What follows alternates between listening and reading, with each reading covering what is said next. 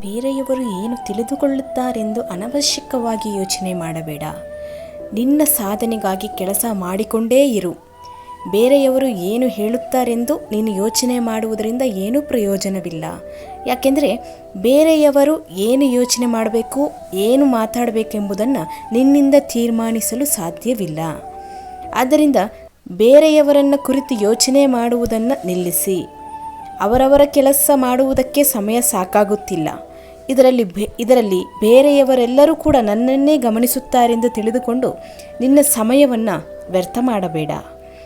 ನೀನು ಎಷ್ಟು ಚೆನ್ನಾಗಿ ಕೆಲಸ ಮಾಡಿದರೂ ಕೂಡ 4 ಜನ 4 ಮಾತುಗಳನ್ನು ಆಡುತ್ತಲೇ ಇರುತ್ತಾರೆ.